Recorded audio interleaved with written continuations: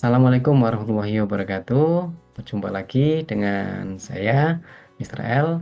Dan di pertemuan kedua ini, atau lesson 2, saya akan menjelaskan tentang subject verb agreement. Jadi, materi ini sangat penting sekali buat kalian ketika ingin menguasai TOEFL Structure and Written Expression. Ya, oke, kita langsung aja ke materinya ya.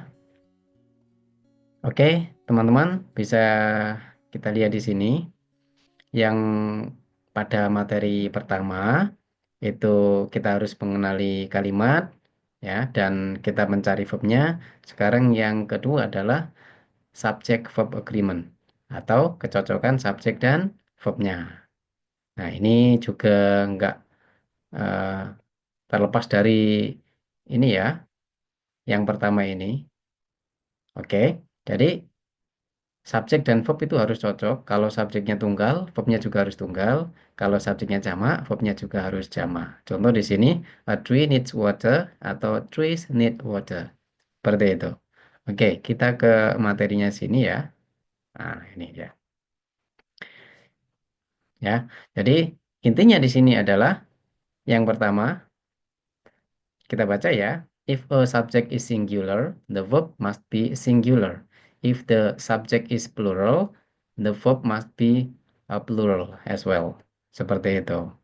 Oke. Jadi masalah yang sering muncul dalam soal TOEFL adalah seperti ini. Dan yang sering dijadikan soal adalah dalam soal written expression atau yang part B. Kalau part A itu kan structure ya, kita disuruh mengisi yang bolong-bolong. Kalau part B itu written expression. Apa itu written expression? Yaitu sebenarnya kalimat juga, tetapi kalimatnya sudah penuh. Maksudnya nggak ada yang bolong ya. Cuma kalimatnya ditandai mana yang salah antara A, B, C, atau D. Jadi kita disuruh milih yang salah, begitu. Ya, oke. Jadi di sini yang A adalah a subject must match a verb atau must match with a verb. Seperti yang saya katakan tadi. Oke, kita lihat sampel contohnya ya. Ini ya, the leaf-like sepals of a flower protects the tender petals before the bud opens. Nah, kita kalau bingung, tetap kalian lihat verbnya dan subjeknya ya. Kalian cocokkan terus. Kita lihat di sini verbnya ada di sini. Dengan subjeknya ada di sini. Ingat ya, kalau teman-teman melihat ada preposition seperti ini kalian anggap nggak ada saja. Dia sering menghalangi ya. Jadi ini namanya prepositional phrase. Saya singkat PP ya. Ini sering menghalangi kita dalam mencari subjek atau mencocokkan subjek dan verbnya. Dan ini bukan subjek ya. Karena apa? A flower di belakang preposition ini dinamakan object of preposition. Begitu. Jadi dia bukan subjek. Oke ya? Jadi subjeknya ada di depan ini. Ya, saya tandai. Nah, ini subjeknya. Ini verbnya. Oke. Nah, kita lihat di sini, subjeknya jamak, dan ini nggak digaris bawah. Jadi, yang nggak digaris bawah itu adalah kata kuncinya.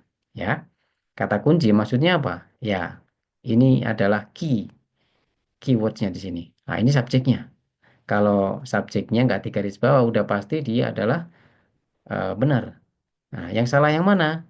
Alfa. Jadi, alfa ini adalah jawaban yang salah. Kita mau membenarkan seharusnya tidak perlu S ya. Kita coret S-nya saja jadi project seperti itu ya. Oke, yang lainnya gimana? Yang lainnya karena sudah benar ya. Kapan-kapan kita akan bahas secara detail. Intinya saya memfokuskan dulu ke sini dulu ya. Oke, kita lanjutkan yang B. Make verbs agree after expressions of quantity. Jadi expressions of quantity itu apa? Expression of quantity adalah seperti ini. Jadi kalian kalau menemukan jumlah seperti most, all, some, half, any, ini bisa jadi diikuti oleh benda tunggal atau biasanya uncountable ya. Kalau uncountable pasti tunggal ya. Jadi uncountable noun atau plural countable, benda jamak. Ya, jadi ini masih ambigu, bisa diikuti oleh benda yang nggak bisa dihitung atau benda yang bisa dihitung tapi jamak. Nah, biasanya nanti setelah of ini bendanya ya, ini bendanya di sini, sorry. Ini. Oke,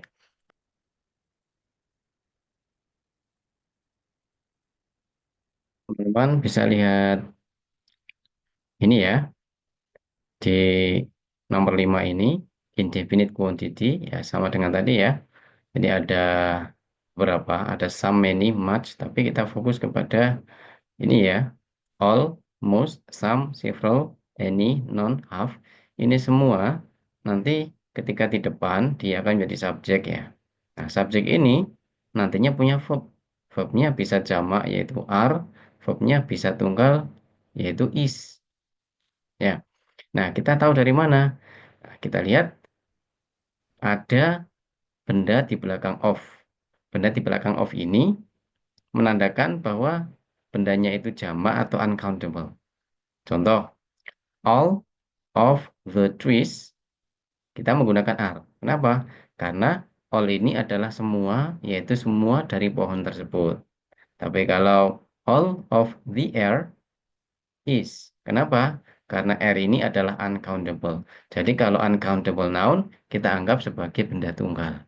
Jadi kalau benda tunggal, verbnya ngikut singular atau tunggal juga. Ya, bisa dimahami ya, teman-teman? Oke. Nah, ini kita lihat contohnya, ya. The witnesses saw that most of the fire in the hills were extinguished. Kita lihat di sini. Kita hati-hati. Kita cari verbnya. Pokoknya kalian kalau bingung cari verbnya dulu. Ini verb ya. Subjeknya di sini. Nah, seperti ini. Kita lihat verbnya adalah saw. Saw itu verb 2 dengan subjeknya witnesses dan ini jama. Nggak apa-apa ya kalau seperti ini. Bukan was, bukan were masalahnya. Oke. Nah, ini ada conjunction that. Jadi that ini adalah conjunction. Setelah conjunction pasti ada subjek dan verbnya. Lagi. Subjeknya mana? Subjeknya kalau kita melihat verb ya, kita lihat verbnya di sini. Subjeknya mana? Subjeknya adalah most. Ya, memang subjeknya adalah ini, memang ini ya, most of the fire memang. Tapi kita fokus untuk menjadi acuan subjek adalah yang ini. Dan of the fire, fire ini adalah uncountable. Kalau uncountable berarti kita menentukan verbnya kita lihat di sini. Were. Nah, ini yang salah. Kenapa? Karena subjeknya dianggap tunggal, ya. Nanti verbnya juga ngikut tunggal juga. Oke. Jadi seperti ini. Nah, ini ya.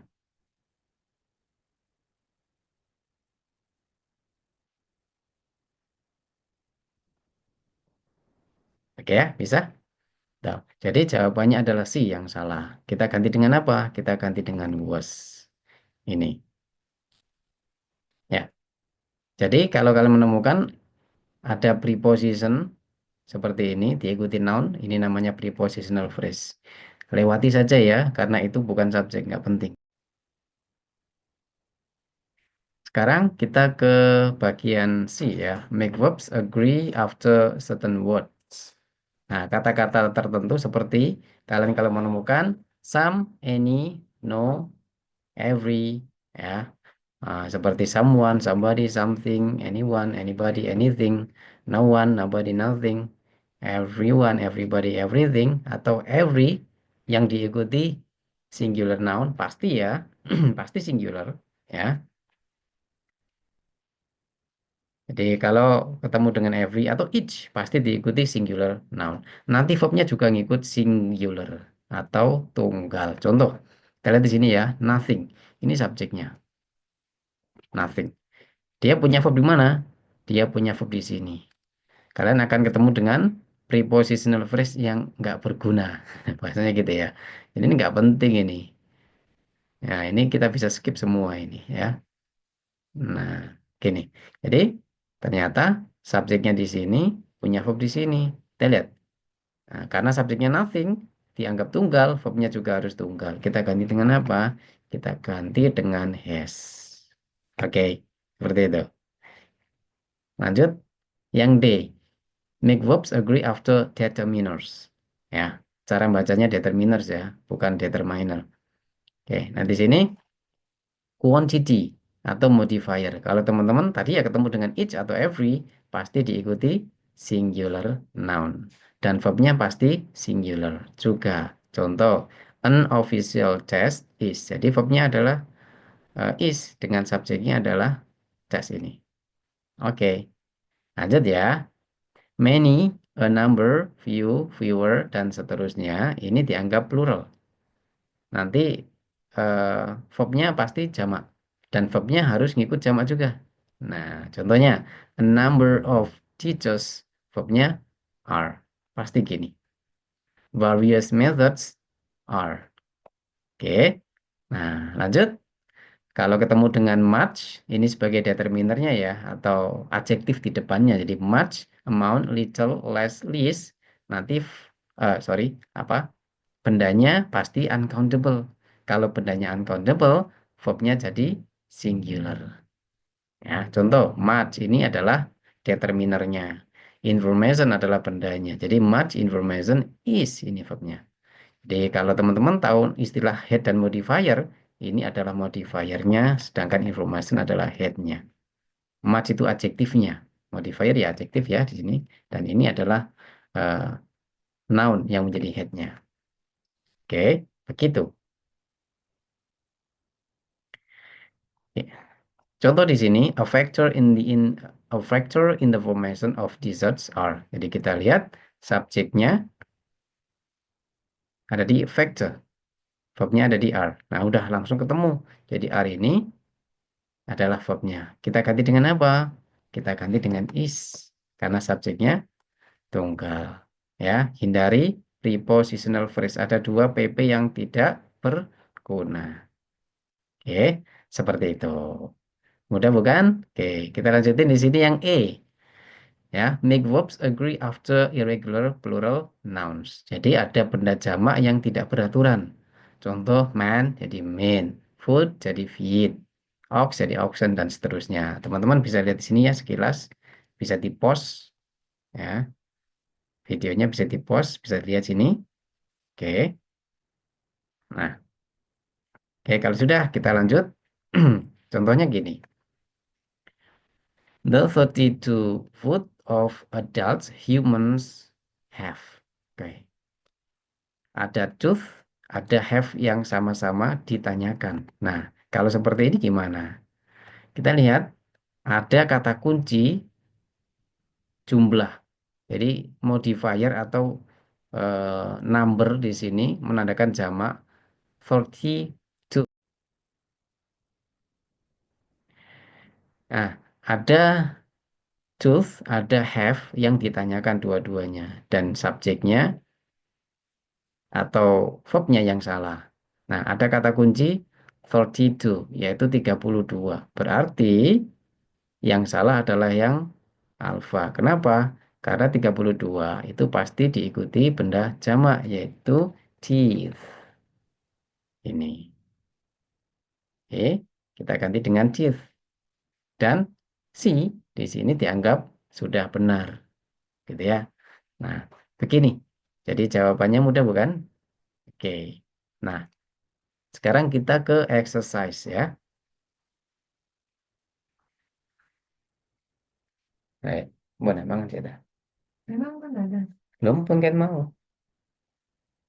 Oh, tenang cuci dulu ya. Ya. Hmm. Bon. Nah, kita sekarang latihan beberapa soal ya, sebelum nanti teman-teman bisa mengerjakan soal yang saya sediakan di link dalam deskripsinya. Ya. Oke, nomor satu ini tadi sudah ada contoh tadi ya. Jadi di sini jawabannya tadi apa? Alfa. Ini dia. Kenapa? Karena subjeknya